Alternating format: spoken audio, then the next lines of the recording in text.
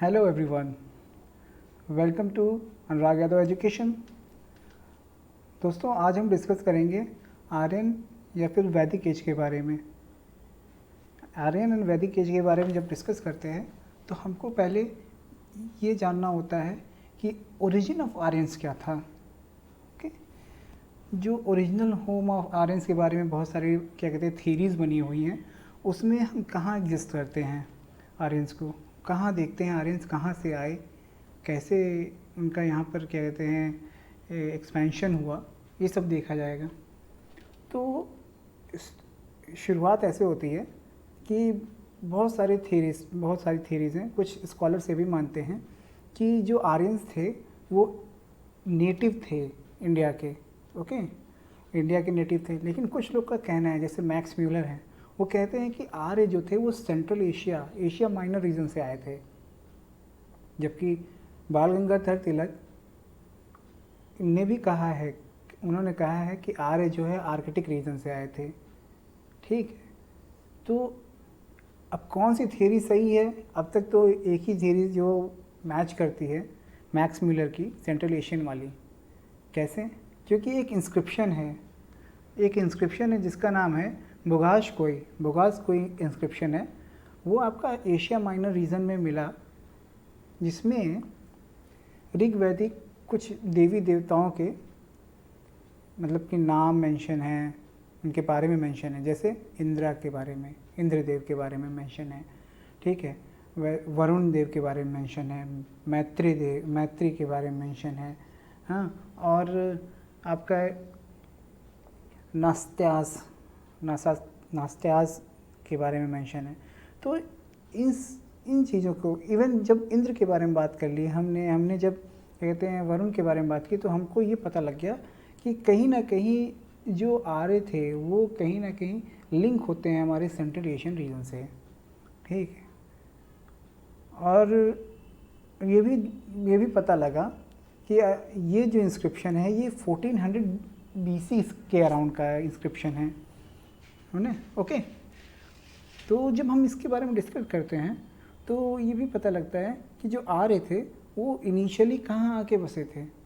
वो बसे थे आपके सप्त सिंधु रीजन में। सप्त सिंधु रीजन जो आपको अभी दिख रहा है ना, ये जो मैप दिखा रहा हूँ, ये रीजन जो है ना, ये सप्त सिंधु रीजन बोला जाता था तब। Okay, excuse me 1 minute.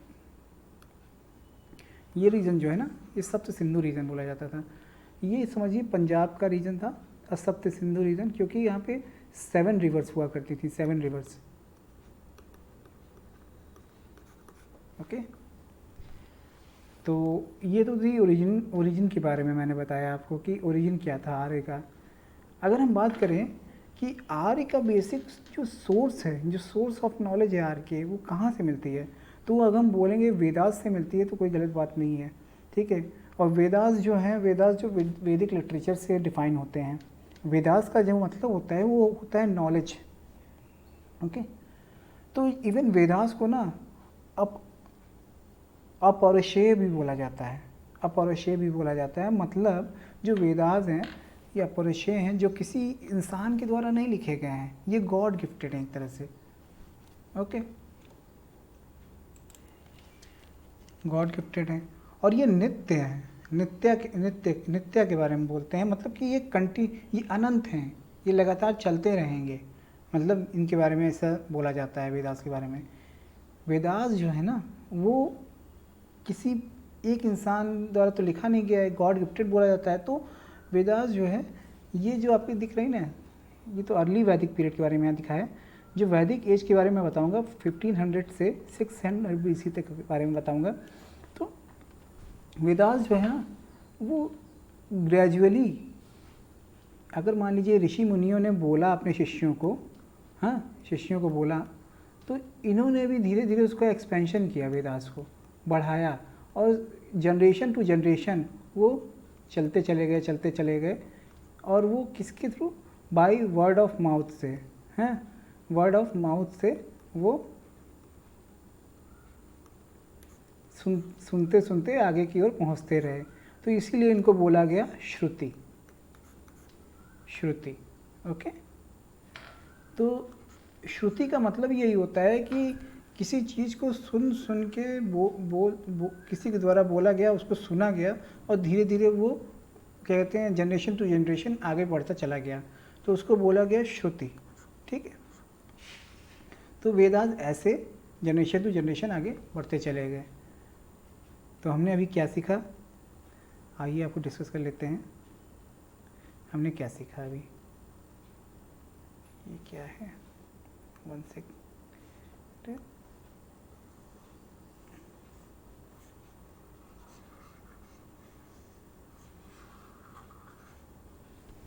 हमने सीखा वेदास के बारे में। ओके, चलिए ठीक है, इसी से कर लेते हैं। तो वेदास के बारे में हमने जब बताया तो ओरिजिन ऑफ आर्यंस के बारे में पहले हमने डिस्कस किया। ठीक, थियरीज क्या क्या हैं। कुछ लोग कहते हैं कि आर्य जो नेटिव थे, कुछ स्कॉलर्स का मानना है नेटिव थे, कुछ कहते हैं कि सेंट्रल एशियन से आए थे, सेंट्रल एशियन रीजन से आए थे, हाँ, जिसको एशियन माइनर भी बोला जाता है, एशिया माइनर भी बोला जाता है। और ये बेसिकली कहना किसका था, मैक्स म्यूलर का कहना था। ठीक, मैक्स म्यूलर ने ऐसा कहा था। ठीक, और कुछ जैसे बाल गंगाधर तिलक ने कहा था कि आर्कटिक रीजन से आए थे, आर्कटिक रीजन के बारे में बताया था। कुछ लोगों का कहना था आर्कटिक, तो आर्कटिक रीजन किसने कहा था, बाल गंगाधर तिलक ने कहा था। ओके, तो थी अगर देखा जाए तो सेंट्रल एशियन रीजन वाला जो कॉन्सेप्ट था वो कहीं ना कहीं भोगाश कोई इंस्क्रिप्शन था, इंस्क्रिप्शन जो सेंट्रल एशिया इंस्क्रिप्शन जो सेंट्रल एशियन रीजन में पाया गया था, सेंट्रल एशिया में पाया गया, कहीं ना कहीं ये उसको प्रूव करता है मैक्स म्यूलर के थियरी को। कैसे, आइए बताते हैं। जो ऋग्वैदिक देवता थे, ऋग्वैदिक डेटीज़ थे, वो इस इंस्क्रिप्शन में मेंशन थे, इस वाले इंस्क्रिप्शन में मेंशन थे। ओके, ये कैसे पहले से,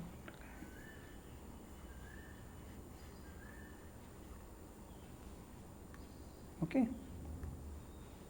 चलिए, ऋग्वैदिक डेटीज जो थे पहले से मेंशन थे, तो इसी से ये अनुमान लगाया गया कि जो आर्यंस थे वो आपके सेंट्रल एशियन रीजन से आए थे। कौन कौन से देवता मेंशन थे, इंद्र के बारे में मेंशन, इंद्रा मेंशन थे, वरुणा मेंशन थे। ठीक है, हाँ, वरुण देव मेंशन थे, मित्र के बारे में बताया गया है, एंड नसात्यास के बारे में पता लगा यहाँ से। तो जब इन सब देवताओं के बारे में पता लगा तो ये कहा गया कि जो आर्य थे वो सेंट्रल एशियन रीजन से आए थे इंडिया में। और ये बसे कहाँ थे, हाँ, ये कहाँ बसे थे, ये सप्त सिंधु रीजन पे आके बसे, पंजाब प्रांत। ठीक है, सप्त सिंधु रीजन, सप्त सैंधव भी बोला जाता है, सप्त सैंधव रीजन में आके ये बसे। ठीक है, जो 7 रिवर्स का प्लेस है, 7 नदियाँ यहाँ बहती थी, यहाँ आकर बसे। ओके, तो बताया मैंने कि 7 रिवर्स का प्लेस था ये सप्त सैंधव रीजन, यहीं पर आके पहले आर्यन बसे थे।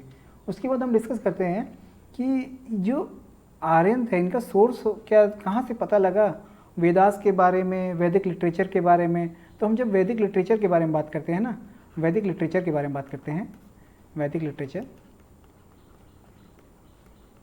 जो कि 1500 से 600 BC तक लिखी गई, ग्रेजुअली लिखी गई। ओके, तो वैदिक लिटरेचर के बारे में जब बात करेंगे तो हमको पता लगता है जो वेदास थे, वेदास को बोला जाता था नॉलेज, हाँ, और ये सोर्स हुआ करते थे वैदिक लिटरेचर का, ये सोर्स थे इसका। ठीक है, सोर्स थे, वैदिक लिटरेचर का जो सोर्स थे वो वेदास थे, और वेदास मतलब नॉलेज। तो ये जो नॉलेज का जो ट्रांसफ़र हुआ था, नॉलेज का जो ट्रांसफ़र हुआ था नॉलेज ट्रांसफ़र जो हुआ था सॉरी, थ्रू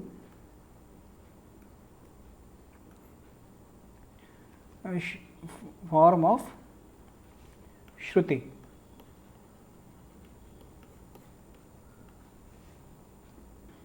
श्रुति के फॉर्म में नॉलेज ट्रांसफ़र हुआ था। ओके, अब जब हम श्रुति के फॉर्म में बोल रहे हैं तो इसका मतलब श्रुति क्या होंगी, जो generation to generation, generation to generation कहते हैं by the word of mouth, ठीक है, चली आ रही होंगी, उन्हें ही श्रुति बोला गया। ठीक, मतलब श्रुति किसको बोला गया, जनरेशन टू जनरेशन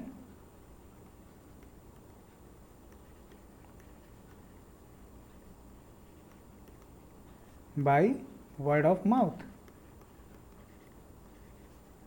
अच्छा, बाय वर्ड ऑफ माउथ क्या बोला गया, जो नॉलेज ट्रांसफ़र की गई जनरेशन टू जनरेशन, ग्रेजुअली जो नॉलेज ट्रांसफ़र की गई उसे ही हम श्रुति बोलते हैं। श्रुति का मतलब, श्रुति मतलब टू हियर, मतलब सुन सुन के बोलते, मतलब ऋषियों ने बोला, उनके शिष्यों ने सुना, अब शिष्यों ने बोला, उनके शिष्यों ने सुना, तो इस तरह से वो आगे जनरेशन टू जनरेशन ट्रांसफ़र हुई।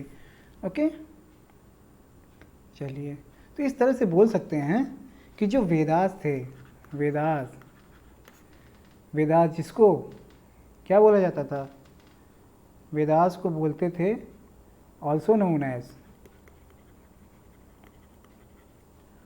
अपौरुषेय। ठीक है, मतलब अपौरुषेय का मतलब क्या था कि जो किसी भी ह्यूमन द्वारा क्रिएट नहीं किया गया है, not created bye, not created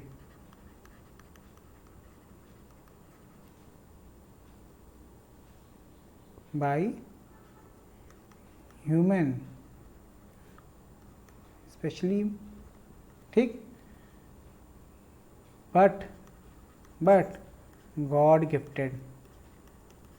ठीक, एंड इसके बोला गया ये नित्य है, नित्य है, ये नित्य बोला गया, नित्य, जो कि नित्य मतलब वो अनंत है, इटर्नल है, इटर्नल है।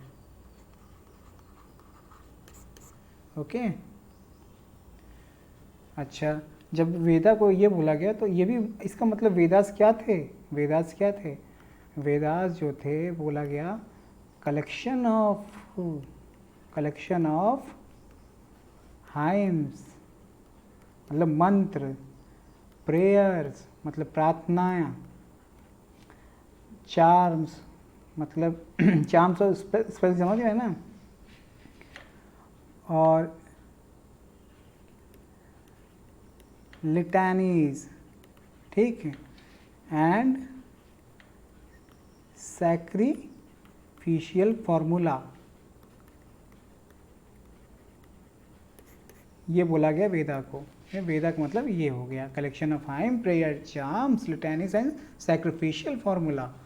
इसीलिए जब वेदा को हम 4 पार्ट में डिवाइड देखेंगे ना, तो उसमें पहला जब ऋग वेदा के बारे में पढ़ेंगे तो उसमें देखेंगे आप कि मेंशन होगा कलेक्शन ऑफ हाइम्स के बारे में बताएगा, ठीक है, कलेक्शन बोला गया है।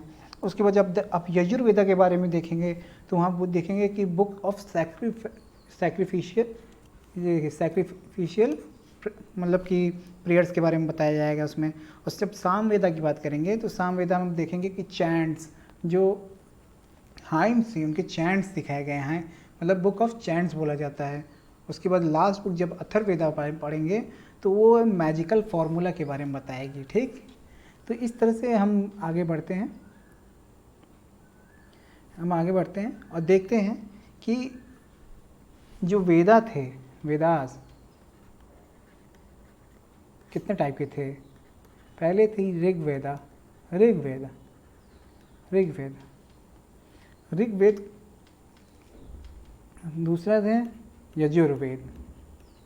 तो ये पहले नंबर पे बोलेंगे आप ये दूसरे नंबर पे बोलेंगे यजुर्वेदा। तीसरे नंबर है सामवेदा, ठीक है, सामवेदा। थर्ड, फोर्थ नंबर किसको बोलेंगे? Atharvaveda, Atharvaveda.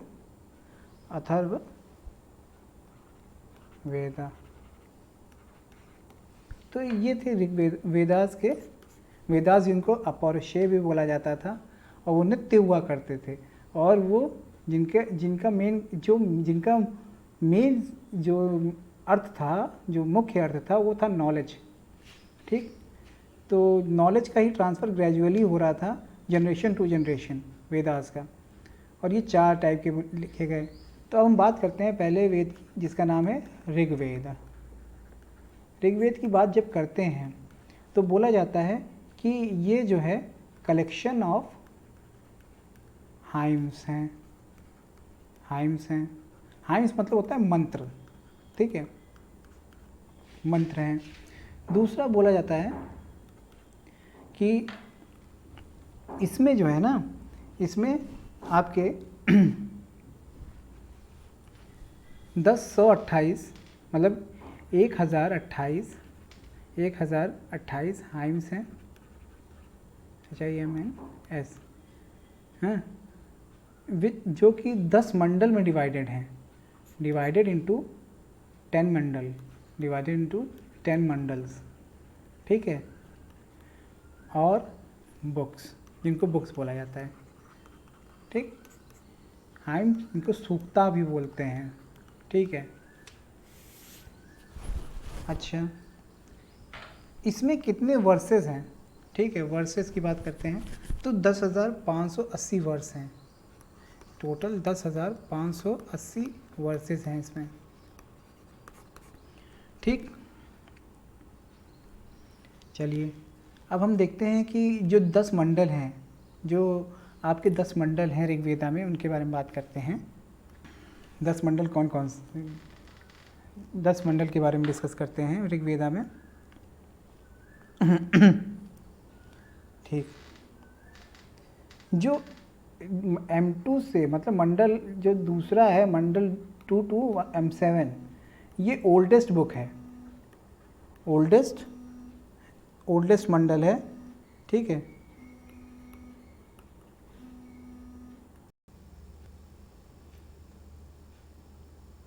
M2 to M7 oldest book है, ओल्डेस्ट बुक बोल सकते हैं, या फिर इसको बोल सकते हैं फैमिली बुक, ठीक है, फैमिली बुक बोल सकते हैं इसको, ओके। ये फैमिली बुक हो सकती है, फैमिली बुक ओल्डेस्ट बुक, ये ओल्डेस्ट बुक है, फैमिली बुक भी बोलते हैं इसको। या फिर आप बोल सकते हैं गोत्र बुक बोल सकते हैं, या फिर आप उसको बोलते हैं वंशा लिखते थे पहले, वंशा बुक, ठीक है, वंश। या फिर बोल सकते हैं इसको आप कुल ग्रंथ, कुल क्या है, इसमें आपको पता लगता है ये सब चीज़ें, ठीक है। M2 to M7, ये M2 to M7 जो है मंडल 2 से लेकर मंडल 7, 10 मंडल में है ना, ये 10 मंडल में ये 6 मंडल है M2 to M7, ये शो करता है फैमिली बुक, गोत्र, वंशा बुक, या फिर कुल ग्रंथ, ओल्डेस्ट बुक है ये। उसके बाद हम बात करते हैं M9 जो है बुक जो है ना, M9 डिनोट करता है आपका सोम भगवान को, ठीक है, सोम भगवान को डेडिकेट करता है। तो सोम भगवान को ही डेडिकेट करता है, डेडिकेटेड टू सोम गॉड, ठीक है, सोम भगवान को ये क्या कहते हैं, डेडिकेटेड। सोम भगवान जानते हैं किसको बोलते हैं? गॉड ऑफ प्लांट को, गॉड ऑफ प्लांट्स, ठीक, गॉड ऑफ प्लांट्स, सोम भगवान को बोलते हैं, ओके। अच्छा, अब आप पूछेंगे सर, कहते हैं ऋग्वेद में तो गायत्री मंत्र भी लिखा हुआ है। हाँ, गायत्री मंत्र लिखा है, किस मंडल में लिखा है? M3 में लिखा है। M3 मंडल जो है ना, गायत्री मंत्र जो है ना, इसी में लिखा हुआ है, M3 में। मंडल 3 में आपका गायत्री मंत्र लिखा हुआ है।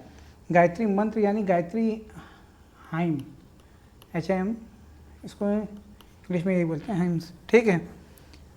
और इसके बाद हम बात करते हैं जो मंडल 1 और मंडल 10 जो है, ये जो है सबसे लेटेस्ट बुक है, मतलब लेटेस्ट मंडल है। मंडल 1 एंड मंडल 10 ये लेटेस्ट मंडल है, लेटेस्ट बुक बोल सकते हैं, बुक्स मतलब मंडल। ओके, इतना आपको समझ में आ गया? तो हमने क्या क्या बात की अभी, आपको समझ में आया होगा। मंडल्स के बारे में बात की हमने।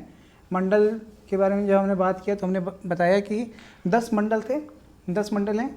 10 मंडल में जो कहते हैं 2 से लेकर 7 मंडल हैं, ये आपके सबसे ओल्डेस्ट बुक है, ओल्डेस्ट मंडल है।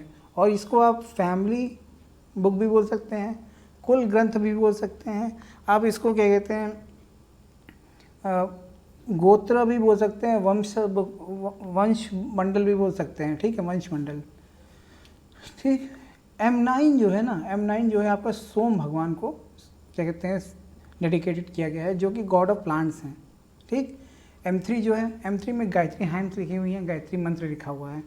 ठीक। और M1 और M10 जो है ये आपका लेटेस्ट बुक है, सबसे यंगेस्ट बुक, सबसे। अच्छा, जो गायत्री मंत्र है, गायत्री मंत्र जो है ना, गायत्री मंत्र किसको समर्पित है? गायत्री मंत्र जो है सूर्य भगवान को समर्पित है, गॉड ऑफ सन को, dedicated to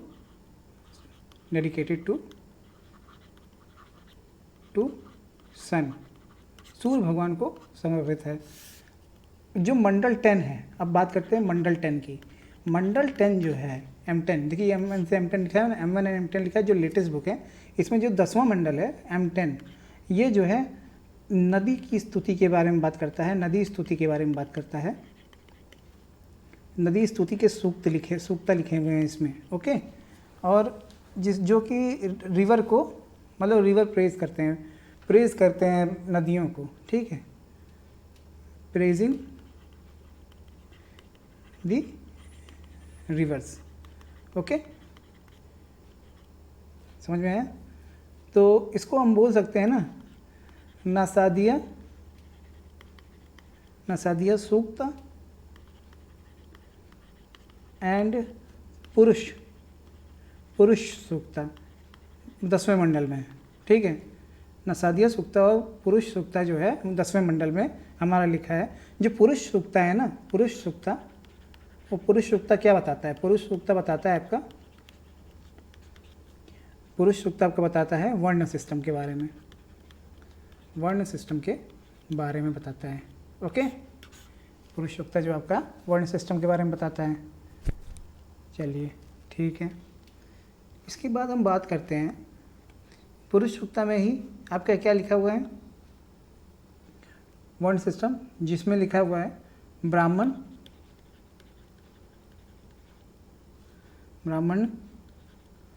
Kshatriya, Vysya and शूद्र। इसके बारे में पुरुष सूक्ता में लिखा हुआ है। ये हमेशा याद रखिएगा किस सूक्ता में लिखा है, पुरुष सूक्ता में लिखा है। पुरुष सूक्ता किस मंडल में है? मंडल 10वें मंडल में है। 10वें मंडल किसमें? ऋग्वेद में। ठीक है, उसमें लिखा हुआ है पुरुष सूक्ता के बारे में, पुरुष सूक्ता। उसके बाद हम बात करते हैं कि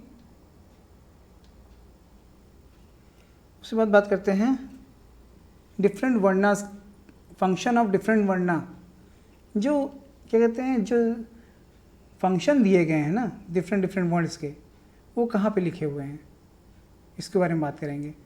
तो ये जो वर्ण सिस्टम है पुरुष सूक्ता में, इनके कुछ फंक्शन होंगे, फंक्शंस ऑफ डिफरेंट वर्णास कहाँ लिखे? ये किस में लिखा हुआ है? ये लिखा है धर्म सूत्रा में। धर्म सूत्र में लिखा है कि इस वर्ण का अगर कोई इंसान है तो क्या काम करेगा, इस वर्ण मतलब कि अगर ब्राह्मण है तो क्या काम करेगा, क्षत्रिय है तो किसका क्या काम होगा, वैश्य है क्या है, शूद्र होगा तो उसका क्या काम होगा। ठीक है, ये आपको धर्म सूत्र में लिखा हुआ है, फंक्शन है उसकी। अब हम बात करते हैं यजुर्वेद। ठीक, अगला जो वेद है उसमें हम बात करेंगे यजुर्वेद के बारे में बात करेंगे। तो यजुर्वेद के बारे में जब हम बात करते हैं,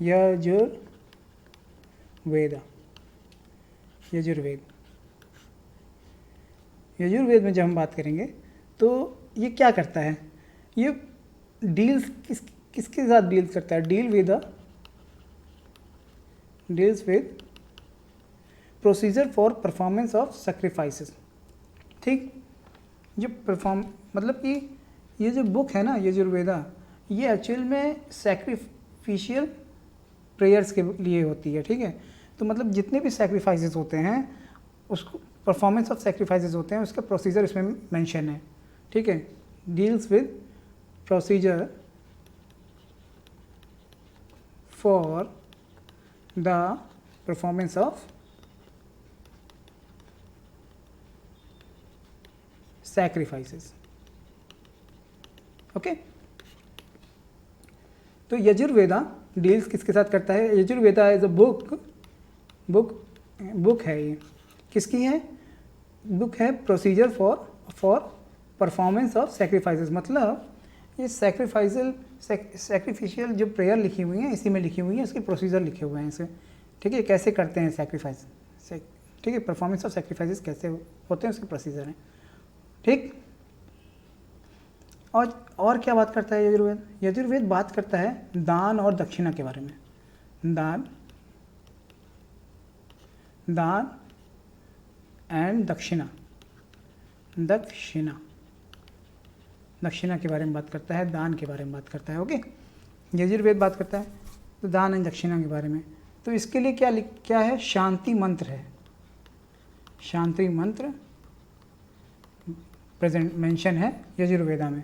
ठीक है, टॉक अबाउट दान एंड दक्षिणा, और इसके लिए शांति मंत्र मेंशन है। ठीक है, अच्छा, यजुर्वेद का एक उपवेद भी है, जिसे बोलते हैं धनुर्वेद। हाँ, उपवेदा ऑफ यजुर्वेद, इसको क्या बोलते हैं? धनुर्वेदा। ये हमेशा याद रखिए, पूछ ले एग्जाम में कि इसमें से कौन सा क्या कहते हैं उपवेद है यजुर्वेद का। ठीक, तो आप बता देंगे धनुर्वेद है। ओके, चलिए अब आगे चलते हैं। अगला है कौन सा वेद है? Samaveda.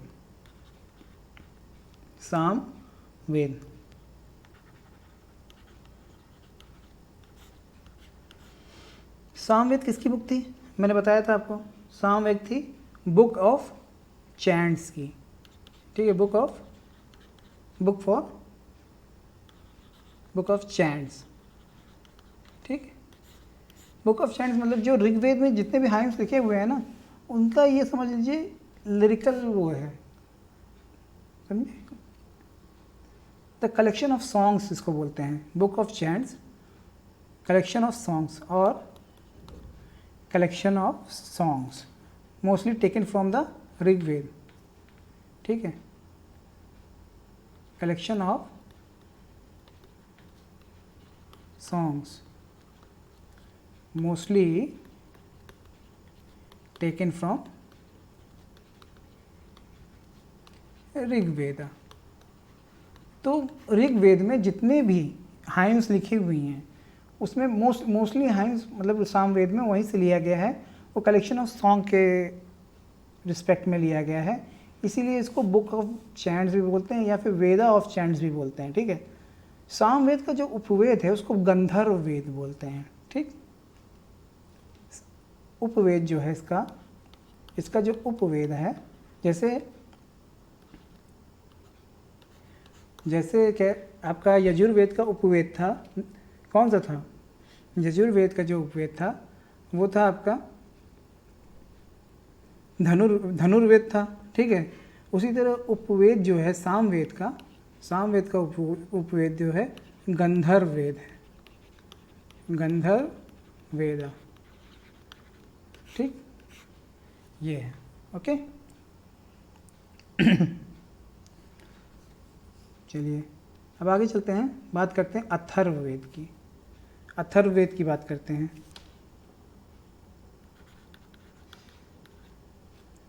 Atharvaveda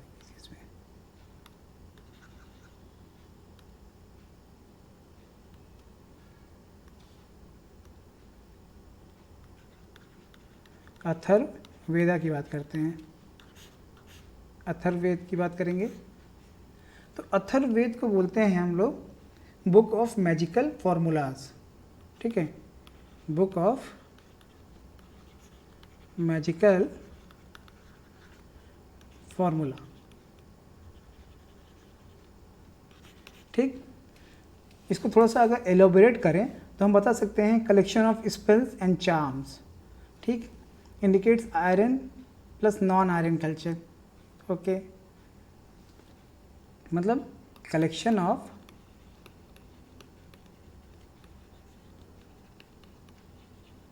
spells and charms, okay.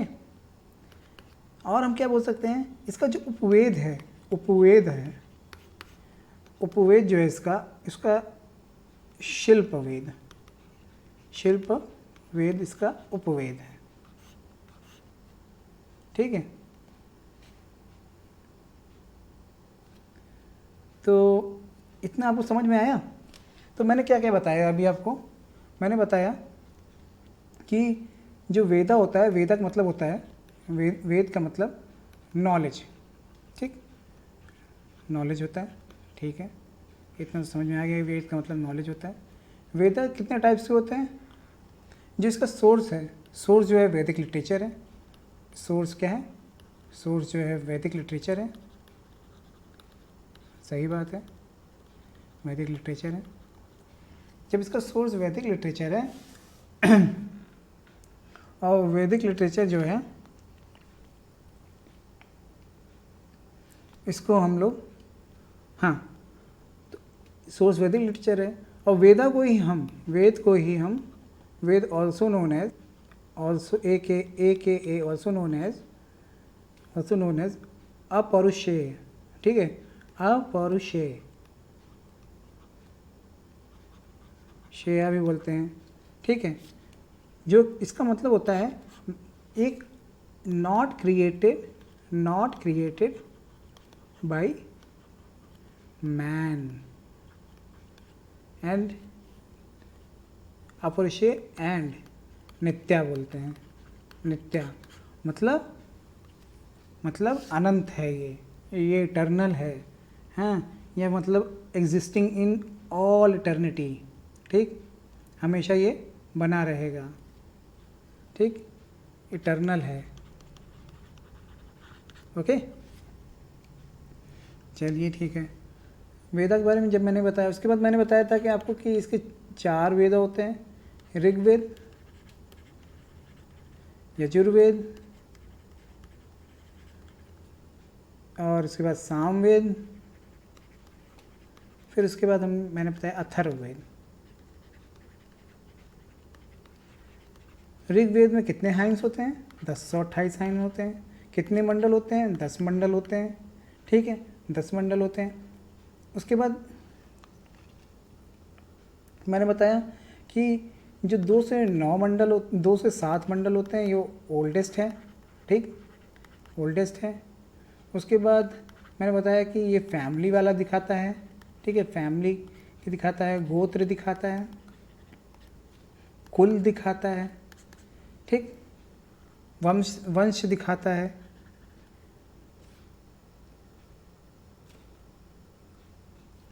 फिर हमने बात किया कि 9वां मंडल क्या दिखाता है, 9th मंडल सोम गॉड को डेडिकेटेड है, जो कि गॉड ऑफ प्लांट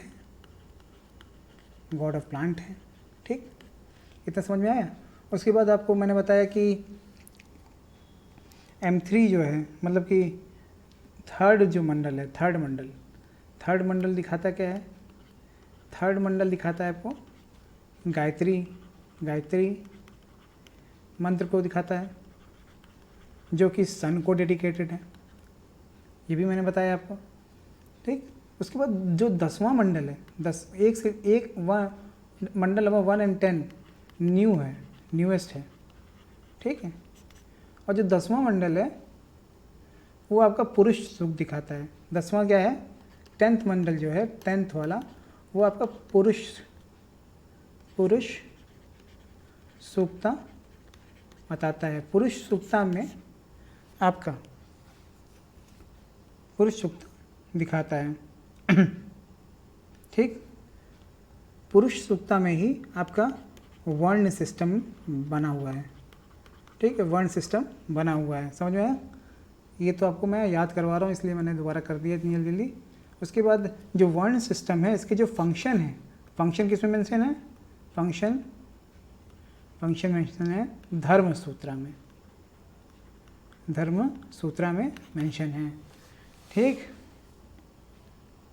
और ऋग्वेद आपका क्या दिखाता था?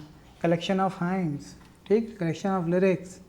उसके बाद यजुर्वेद है, यजुर्वेद में आप बताएंगे कि कलेक्शन ऑफ क्या? सैक्रिफाइसेस, प्रोसीजर ऑफ सैक्रिफाइसेस आपके लिखा हुआ है, performance of sacrifices, procedure for the performance of sacrifices उसमें मेंशन है। ओके, सामवेद में क्या बोले थे? Collection of songs, collection of chants, Veda of chant बोलते हैं इसको।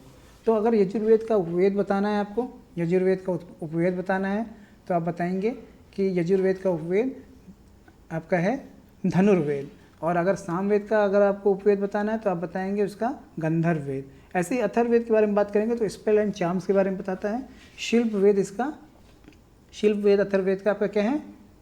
उपवेद है। ठीक, चलिए ठीक है। ये ट्रेडिशनली बोला जाता है जो वेद व्यास थे वो क्या कहते हैं? आपके कंपाइलर थे वेदा के। ठीक है, ओके।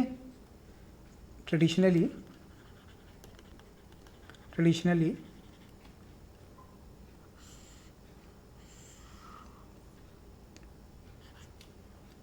वेद व्यास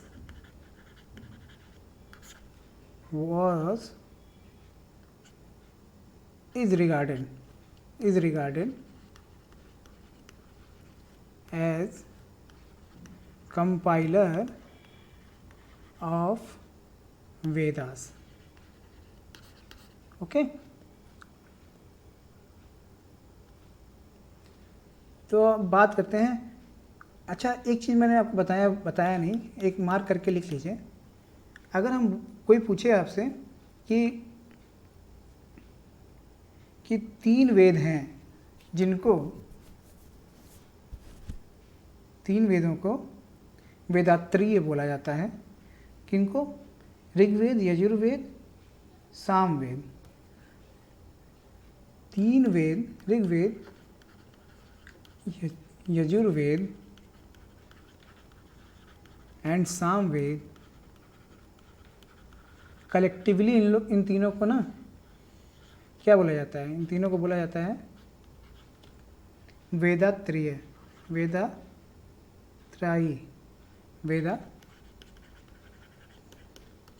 वेदात्रीय।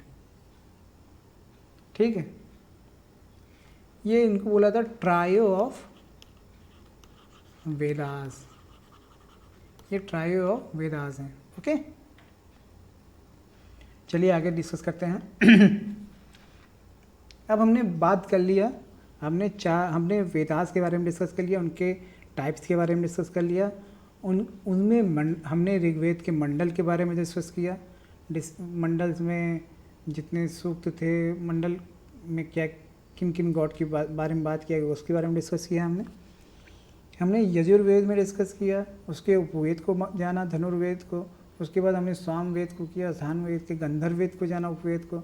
उसी तरह शिल्प वेद जो है अथर्ववेद का उपवेद, उसको जाना हमने।